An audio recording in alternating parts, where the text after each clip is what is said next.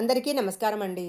మద్యాన్ని నైవేద్యంగా సమర్పించే కాలభైరవనాథ్ దేవాలయాన్ని గురించి ఇప్పుడు మనం తెలుసుకుందాము. సహజంగా మనం ఏ గుళ్ళకు వెళ్ళినా దేవుడికి నైవేద్యాల రూపంలో పిండి వంటలు, పరవాన్నము, పులిహోర, దద్దోజనము ఇలా ఎన్నో సమర్పిస్తుంటాము. అయితే కాలభైరవుని ఆలయంలో మాత్రము ప్రజలు మద్యాన్ని సమర్పిస్తారు. ఇది వినటానికి చాలా ఆశ్చర్యంగా ఉన్నా నమ్మి తీరక తప్పదు. మధ్యప్రదేశ్‌లోని ఉజ్జయినిలో కాలభైరవుని ఆలయం ఉంది.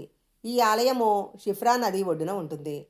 ఉజ్జయినిలో ఉన్న ప్రధానమైన ఆలయాలలో ఈ ఆలయం కూడా ఒకటి. ఇక్కడ ఉన్న ప్రత్యేకత ఏంటంటే, ఇక్కడికి ప్రతిరోజు ఎంతోమంది భక్తులు వచ్చి తమ మొక్కులు చెల్లిస్తారు. అయితే తమ ఆరాధ్య దైవమైన కాలభైరవునికి మద్యం సమర్పిస్తూ ఉంటారు. ఈ ఆలయానికి బయట ఏకంగా ఒక ప్రభుత్వ మద్యం దుకాణం ఉందంటే, అక్కడ పరిస్థితి ఏంటో మనం అర్థం చేసుకోవచ్చు. ఈ ఆలయాన్ని ఎప్పుడు నిర్మించారనేది ఖచ్చితంగా తెలియదు. స్కంద పురాణంలో ఈ ఆలయాన్ని గురించి చెప్పబడింది. ఈ ఆలయంలో మద్యం సమర్పించటం అనేది అందరికీ చాలా విచిత్రంగా అనిపిస్తుంది. అయినా కూడా అక్కడ వారికి అదొక ఆచారంలో భాగము.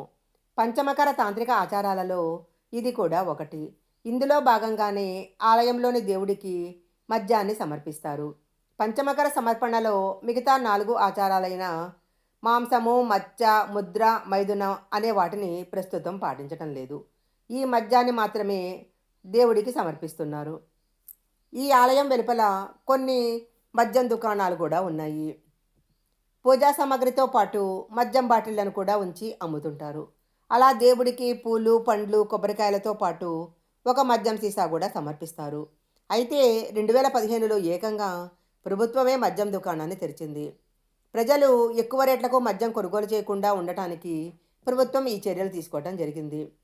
ఇక్కడ దేశీయ బ్రాండ్లతో పాటు అనేక విదేశీ మద్యం బాటిళ్లు కూడా లభిస్తుంటాయి. ప్రజలు తమ స్తోమతను బట్టి మద్యం బాటిళ్లు దేవుడికి సమర్పిస్తూ ఉంటారు.